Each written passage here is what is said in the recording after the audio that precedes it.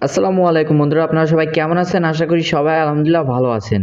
আপনাদের যে ইমো আছে, সেই ইমোতে আপনারা দু এক সময় দেখা যায় যে একজনের এতে কল দিচ্ছেন, কিন্তু কল দেওয়ার পরে কিন্তু এরকম একটা অপশান দেখাচ্ছে। এখানে দেখতে পাচ্ছেন আমি একজনের এতে কল দিলাম, দেওয়ার পরে দেখুন এখানে একটা অপশান দেখাচ্ছে আপনাদের।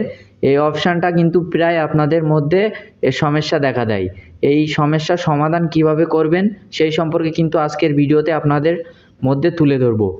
তো এই সমস্যার সমাধান করতে আপনাদের প্রথমে যে কাজটি করতে হবে সে কাজটি হলো, যে ব্যক্তির কাছে আপনি কল দিচ্ছেন, ধরুন এই ব্যক্তির কাছে আমি কল দিচ্ছি, এই ব্যক্তির আপনারা বলে দিবেন যে এইভাবে সেটিংসটা করতে, যেভাবে আমরা এই ভিডিওর মাধ্যমে তুলে ধরবো যে সেটিংসটা, সেই সেটিংসটা আপনারা এই ব্যক্তিকে বলে দিবেন যাতে সেইভাবে এই সেটিংসটা করে।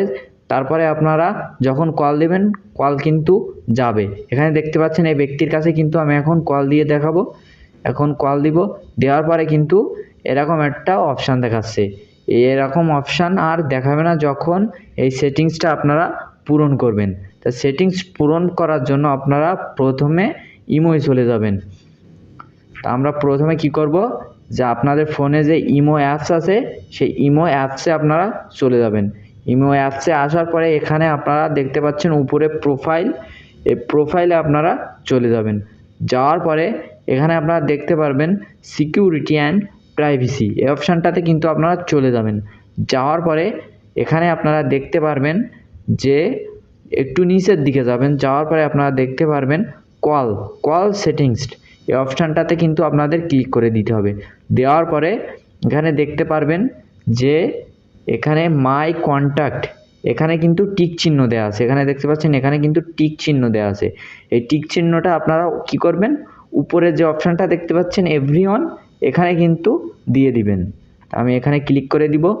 দেওয়ার পরে এই একই সিস্টেমে কিন্তু যে ব্যক্তির কাছে আপনারা কল দিচ্ছেন সেই ব্যক্তির ইমো আইডিতে কিন্তু ঢুকছে না, সেই ব্যক্তিকে আপনারা বলে দিবেন, ধরেন এই ব্যক্তিকে আপনারা বলে দিবেন যে এইভাবে সেটিংসটা করতে, তাহলে কিন্তু অবশ্যই কলটা কিন্তু ঢুকবে, নাহলে কিন্তু কলটা আপনারা কোনো দিনই দিতে পারবেন না। তাই এই ভিডিওর মাধ্যমে সব কিছু আপনাদের বলে দিলাম। তো ভিডিওটা যদি ভালো লেগে থাকে তাহলে আপনারা অবশ্যই লাইক, কমেন্ট, শেয়ার করে আমার পাশে থাকবেন সবসময়।